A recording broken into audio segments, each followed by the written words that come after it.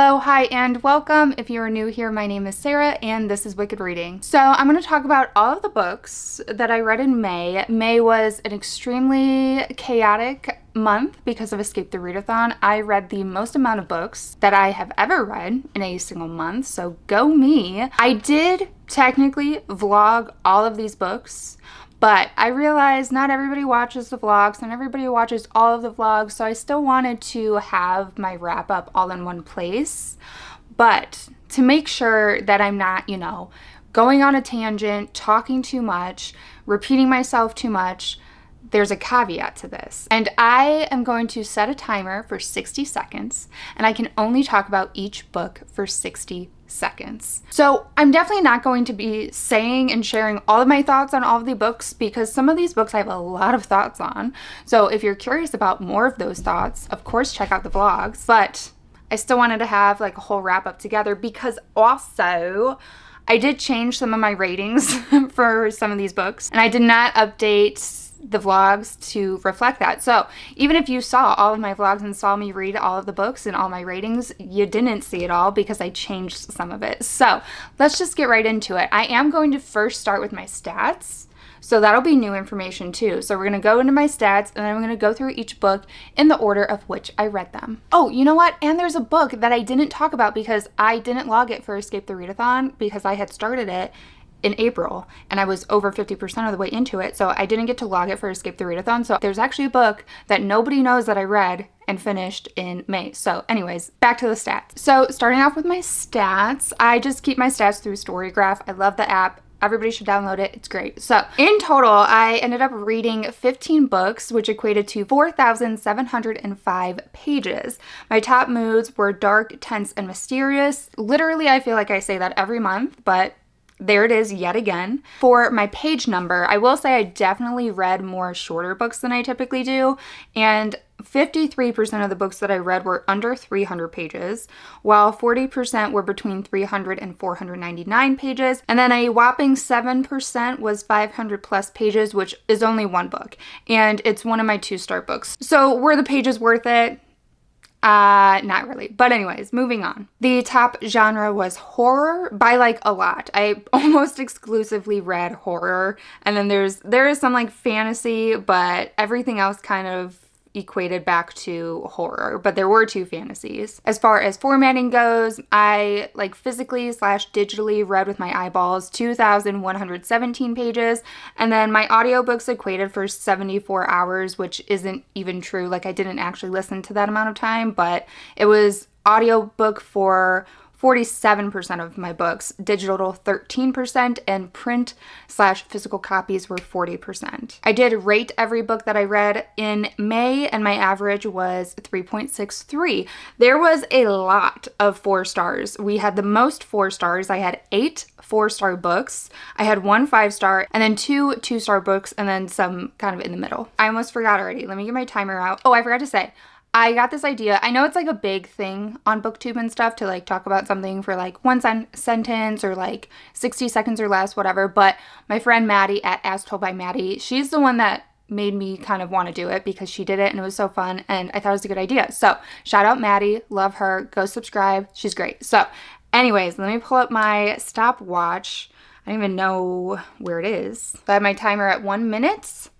Okay, I'm scared. I'm gonna hit it after I say the title of the book. So the first book that I read was Wilder Girls by Rory Power. Starting timer. So in the story, we follow this group of girls that were kind of on this isolated island for school, and there happened to be this incident where there was this like outbreak of an illness, and the girls ended up having to be forced into quarantine from like the Navy onto this island. The quarantine was only supposed to be temporary, but it ended up being months and months and months, and they were still living on this island, have not talked to their family in like years, I think it was. It's been a while since I read this one, but it's been a while. And the thing with this sickness is it quite literally mutates these girls, and they have these very strange defects after they get sick. Like our main girl, she's like missing a whole eyeball. The illness has very bizarre, very scary consequences to it. Okay, I literally have 9 seconds left and I only said the synopsis. So maybe,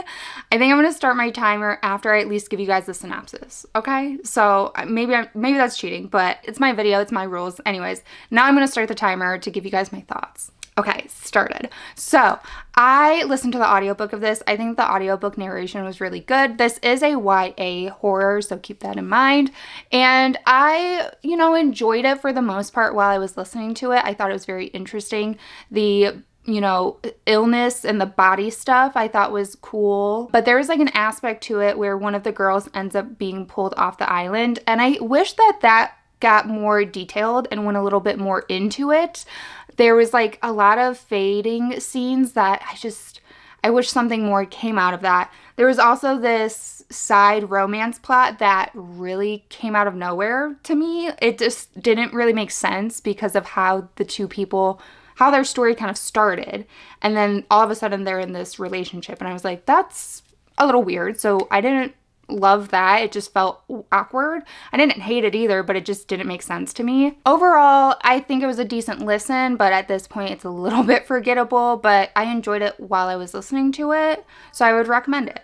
All right, that was like perfect timing, so yeah, I'm gonna do that. I'm gonna give you guys a synopsis and then hit the timer, okay? Okay. So the next book I read was The Cotton Candy Massacre Part 2 by Christopher Robertson. This is the sequel to The Cotton Candy Massacre by him, which I really loved. I gave that one 5 stars. So in this story, it's a sequel, so it's just a continuation of the first one. It literally picks up where the last one left off. Starting my timer now. So I liked that this picked up exactly where we left off. I liked the opening sequence so much. In the first one, it's about this like carnival that's reopening, and this had similar vibes where it has this element of this old restaurant funhouse thing that got shut down because of gore and massacre and bad stuff. So I really liked the opening to this book because that was really fun to kind of pull that back into the story. Enjoyed that. I loved the setup. I liked the main character that we followed that was like rollover from the last one. But I do think that some of the scenes in here really just like I did not need, and it made the book less good to me. There was a particular scene with a dog that I hated. Not like dog cruelty, I guess, but like there are some dogs that not all of them make it, we'll say that. But it didn't even have to do with that. It was just like a gross thing with a dog. And oh my god, that's it? Oh my god, that's it. Okay, I'm gonna give myself 10 more seconds. But overall, because this one is so much shorter and I loved the other characters so much, I didn't feel as connected to the characters in the story, but I did like it. And the body gore was still really good. This one ended up being a 4-star for me. Did I not tell you guys what I rated Wilder Girls? I don't think I told you guys what I rated that one. Sorry, I'm like frazzled that I'm not used to the timer thing.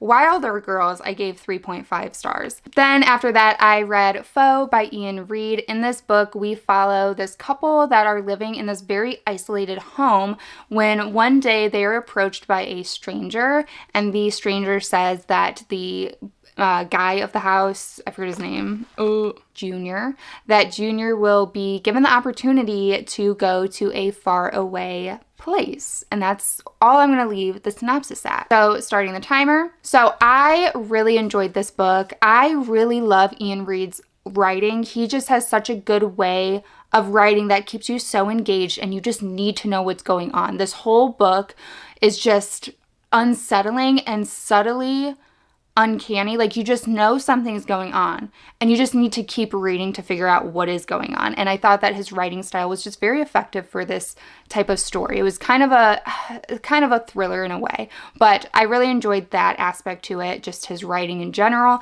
I will say I did figure out where it was going probably about like 50 to 60% of the way into the book, but I still had a good time with it. I would have liked if it went a little bit further, especially at the end, but I can't even like remember the full ending. I feel like it just kind of teetered out after like the climax and the reveal, which I kind of already saw coming anyway. So I still really liked it and I gave it 4 stars.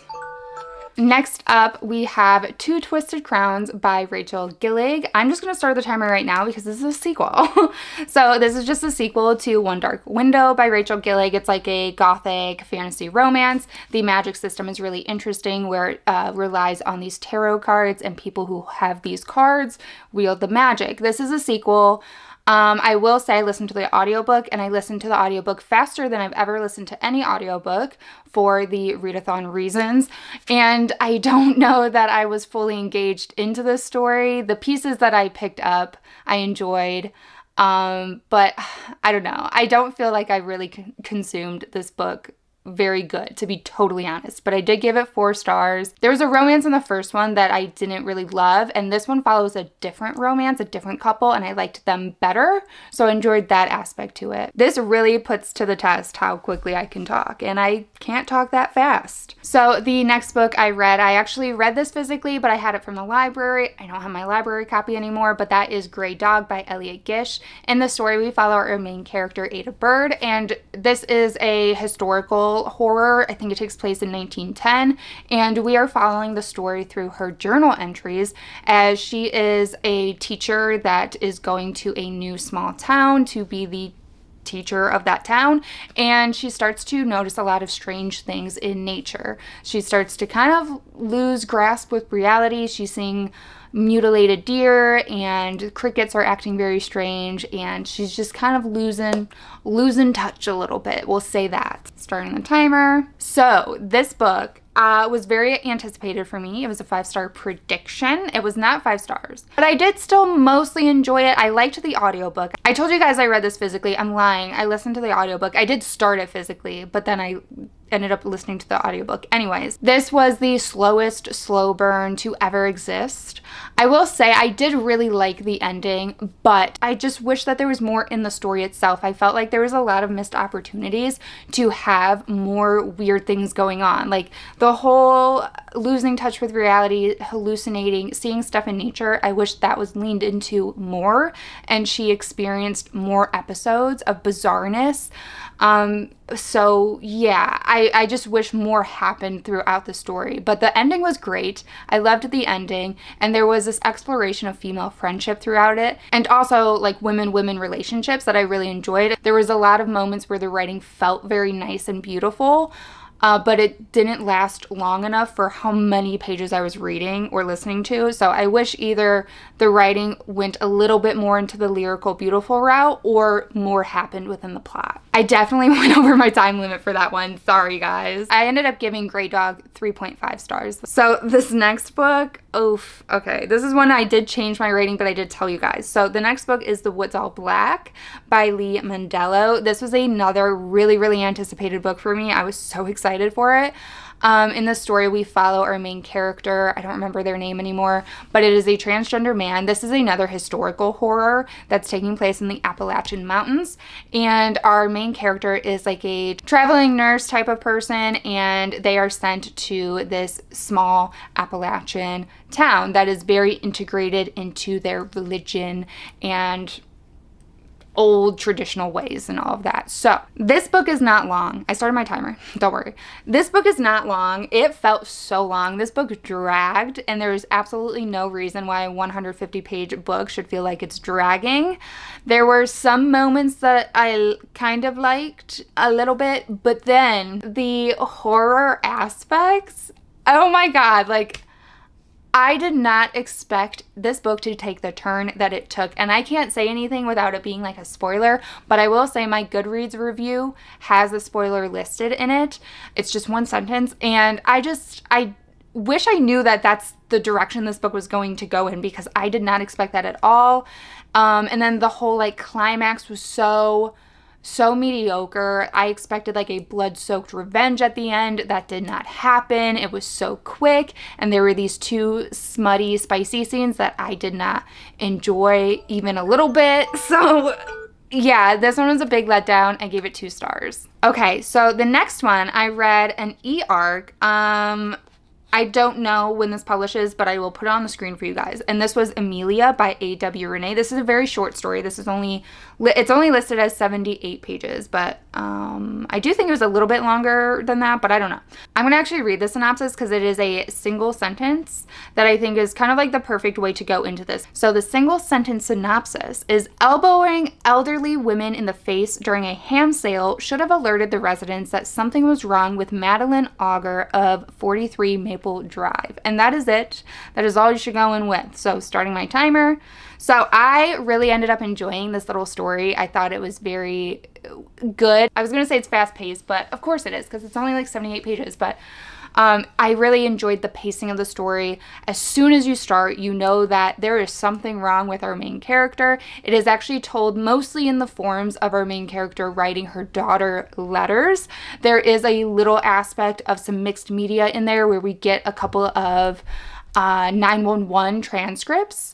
So I really enjoyed that being thrown in there. And yeah, the story just kind of gets increasingly a little bit more and more unhinged. And you know that it's going to get into that direction. But there is a lot of bug horror imagery that I really, really enjoyed. This was a fun little story. I had a great time with it. But also at the same time, because of how short it is, it can only win me over so much. So I gave it 4 stars. Then the next book I listened to on audiobook was The Devil in Silver by Victor LaValle. In the story, we follow our main character, Pepper, who is arrested one night, and because the cops kind of want to stick it to him and also don't feel like dealing with the paperwork, they decide to take him to a mental institution for a 72-hour hold. That 72 hours comes and goes, and he is still there. So, starting my timer. So we follow Pepper pretty much throughout his journey of being at this mental institution. It focuses a lot on his interactions and his building relationships with the other patients there. The first half of this book was just fantastic. I loved it.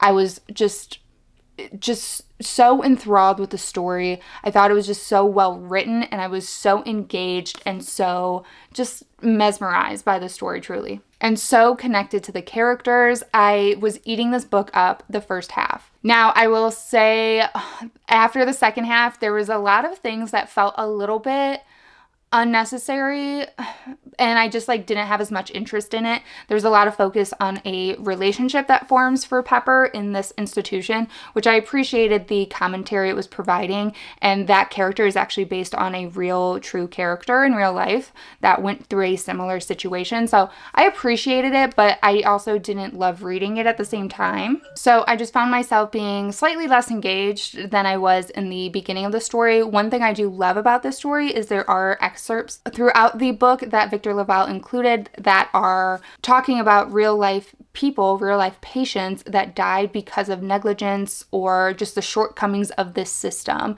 And I just enjoy the commentary around that, around how mental institutions are managed and these patients are treated. I think it's a very important story, but I ended up giving this 4 stars. The next book that I read physically was The Day of the Door by Laurel Hightower. I really loved this story. So this story, we follow this family. It's 4 siblings and a mother, and the book opens up immediately with this very traumatic incident going on where the mother ends up pulling one of the sons into a room, and the son ends up dying in that room. The story then fast forwards to our remaining siblings grown up, and the mother swears that it wasn't her. She was overtaken by a ghost, and she wants to pretty much answer all of their questions about what actually happened with their brother in that room. There's also an element of a ghost hunter show, and this is kind of the reason why the mother decides she's going to do kind of a tell-all for this television show. Starting the timer.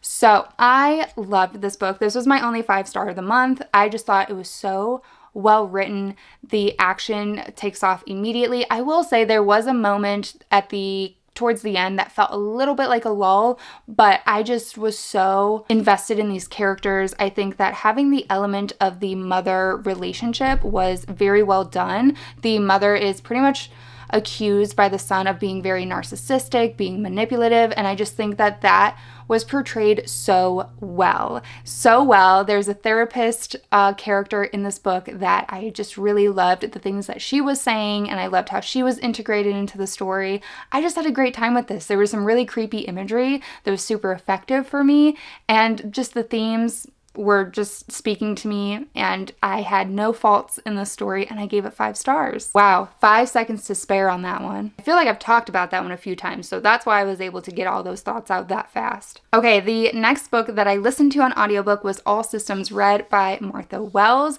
In the story, we follow this kind of AI robot that calls itself Murderbot, and this bot has actually gained consciousness, and this bot was actually bought or rented by this crew that is kind of doing like a research mission to kind of scope out this planet that I think they bought or something like that. And yeah, we pretty much just follow the POV of Murderbot, and there's the synopsis, I guess. So this book is one of my first few like sci-fi books, so I don't feel like I know how to analyze and think about it that well. I was kind of very confused on how this world was set up and the government systems, and that's not very fleshed out because this is a novella. Now, it is a series of novellas that is 7 novellas long, so I'm sure, at least I hope, that the world is kind of more explained and more fleshed out throughout the series. But jumping into it with the first one, it was quite confusing, to be honest. But I did really like Murderbot. It's very funny. It's pretty tongue-in-cheek a lot of the times. And I just thought it was fun. And I giggled a few times and I had a good time, even though I was kind of confused a lot of the time as well. But I just thought that the narrator did a really good job of bringing Murderbot even more to life, and I don't know, it was fun. I gave it 4 stars, but I don't know that I have much to compare it to, honestly. All right, moving right along to Natural Beauty by Ling Ling Huang. I did read this one physically from the library, but I don't have it anymore. So in the story, we follow our main character who remains nameless for a lot of the book. And we follow our main character who is a first generation Chinese American. Her parents immigrated from China to America, and they were piano teachers. And she ends up taking up piano, and she ends up being really, really good at it. So she kind of goes to these fancy schools and grows up kind of being a famous pianist, but she gives it up for reasons, and we follow her in her later years when she gets the opportunity to work for this very interesting and strange kind of like spa beauty supply place, and that's kind of where the story picks up. So starting the timer, this was another one that was actually a 5-star prediction for me, and I was really enjoying it in the beginning, and I liked a lot of the things that the book did. It felt like it could have been a Black Mirror episode for sure, and I liked the Black Mirror feeling elements and kind of the direction that some of the beauty stuff did, some of the very strange beauty techniques. I really enjoyed some of that, but there were a lot of elements. It's not just about her working at this beauty supply place. She is also looking back at some of her memories from when she played piano, talking about her relationship with her parents, and then there's also this side relationship that she's forming with another person kind of linked to that beauty industry, and there's quite a lot going on, and I think a little bit too much, where some of the stuff got a little bit muddy. There were some very strange turns that the book took at the end, and not strange in like a weird way, because I like weird. Oh, I'm gonna keep going. But strange in a I don't think I liked it kind of way. I don't know. This one had me at odds. I was very back and forth. That's what happens to me with books that have that many elements in it. Overall, I had a decent time with it. I was mostly entertained. I think in my vlog I gave it 4 stars, but I am giving it 3.5 stars now. So there's that. Then I listened to the audiobook for episode 13 by Craig DeLuey. This is a found footage book with mixed media where we follow a ghost hunting crew, and they go to a haunted place and they hunt for ghosts, and that's all you gotta know. So right off the bat, you should absolutely listen to the audiobook. The audiobook was a full production, full narration, like cast, sound effects, all the whole shebang. You should listen to the audiobook. It was quite an experience. It took a second for me to get used to it, but I ended up still really enjoying it. I love found footage stuff, and I think that it was a really fun time. The beginning took a little bit for me to get into because the beginning is very detailed about kind of the setup for having a reality show around ghost hunting. So it was quite a bit detailed, and you were very integrated into the reality TV process, which I didn't love. But there was a moment where there was a home video that was described showing kind of why this place is haunted. Maybe it's kind of like alluding to a possibility of what was going on in this place before our characters are there now, because it's like a video from the 60s where some stuff was going down. And I really liked that aspect. And at that point of the story, I got really into it. It ended up having a little twist to the plot where it became very claustrophobic. And I really loved that a lot. It was very effective for me. I will say I didn't love the way it ended. I didn't love how everybody's story ended up tying up, so I did give it 4 stars. Didn't love the ending, didn't love the beginning, liked the middle a lot. After that, I listened to the audiobook for The Spite House by Johnny Compton. So I was kind of in a haunted house moment because the last 3 books were all kind of surrounding haunted house or haunted people. So this book, we follow a small family of 3 with 2 daughters and a father. And they're seemingly on the run. We don't know why, but they are kind of living in and out of hotel rooms, and the dad's doing odd jobs to try to make any type of cash he can.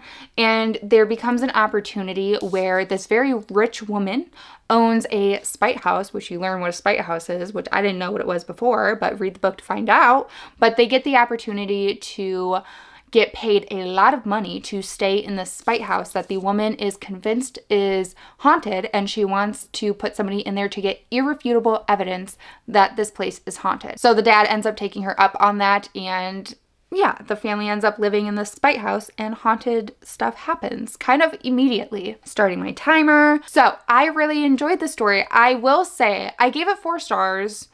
Looking back on it, I feel like the story itself might have been a 3.5. The narrator, though, was so good. I loved his voice so much, and so I feel like I just really loved the audiobook. But I did really enjoy the story. I liked the setup. I liked slowly trying to figure out why this family was on the run, what they were hiding. I liked the way that the house was haunted and how that was approached. I liked the reason for the haunting, the emotion put into the haunting, everything surrounding the haunted house I liked. But I will say, for such a short book, because it is pretty short, it's not a novella, but it's pretty short, there was a lot of characters, and there's a lot of kind of like history, I guess, and I didn't love those moments where we kind of learned what happened in this town 50 years ago and then what happened in this town 100 years ago. I didn't love all of those aspects, and I definitely got some of the characters confused, but overall I did enjoy the story a lot. There was a moment at the end that there was just like a lot of little things about this book that I liked. So just sitting here now, maybe it is a 4. I don't know. It's hard. This is hard, okay? It's like a 3.54. So I gave it a 4 in the vlog, and I kind of feel like maybe it is. But I did have issues with the amount of characters and the amount of history moments. But I don't know. I did really like it though, and I do highly recommend it. Okay, this next one is a doozy. So after that, I ended up reading the Kindle Unlimited, the ebook for Lady of Darkness by Melissa Roerich. Or Roerich, I don't know. But this is a very, very highly rated fantasy romance. And we follow our main character, Scarlet, and she was pretty much raised alongside some other girls as a assassin. So she grows up being this assassin. And her mother was actually assassinated, and it is pretty much Scarlet's life mission, life goal to figure out who put the hit out on her mother and kill them and get revenge and whatever. So that's like her whole motivation and point of the story, really. Starting my timer. So I overall did not like the story. I did not like the writing style. There was just a lot of little things about this story that I didn't like. I didn't hate it in the beginning. In the beginning, I was actually really excited to be picking up a fantasy romance, so I felt very, I was so open-minded going into this, but there was just so many little things that kept irritating me.